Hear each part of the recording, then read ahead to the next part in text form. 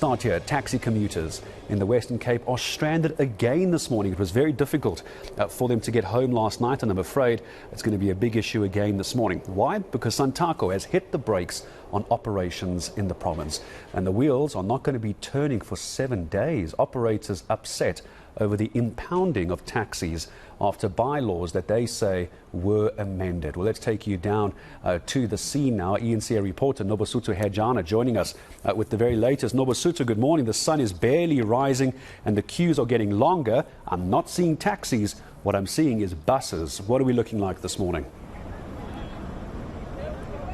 Well, it's day 2 of the stay-away that was called by Santaco in the Western Cape. This is after a meeting they held yesterday where a number of taxi associations affiliated to Santaco in the province, and a decision was taken that the stay-away start immediately after that meeting that was held at around about 12 o'clock in the afternoon. And like you've mentioned in your intro, Gareth, that this stems from the ongoing clash between the City of Cape Town, the Provincial Transport Department, as well as the taxi industry in the Western Cape, complaining about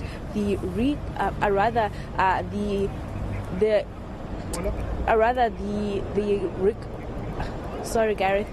The issue is about the bylaws that have been recommended by the City of Cape Town and the taxi industry in the province, saying that they feel targeted because they feel that those bylaws are only implemented when it comes to the taxi industry. But that is not the case when the City of Cape Town says they're trying to maintain law and order on the roads. And this morning we are here in eNCA by the Butcher's Quarry intersection, and we're seeing a number of law enforcement agencies that are transporting, or rather escorting, these Golden Arrow buses, because yesterday, soon after that meeting, there were reports of buses being torched in areas of eNCA, especially the eNCA terminus, and a lot of people were left stranded also in town in different areas because the taxis were not operating. At late as 8 o'clock last night, we saw quite a number of people still stranded at the Cape Town taxi station and also the bus terminus. And this morning, a number of people that we saw when we were driving in eNCA, some of them were actually walking on foot to their places of work, and the issue is that not all these Golden Arrow buses can go to their specific places of employment. And we also saw a statement from Golden Arrow buses asking people to be patient due to the number of people that are needing the transportation this morning.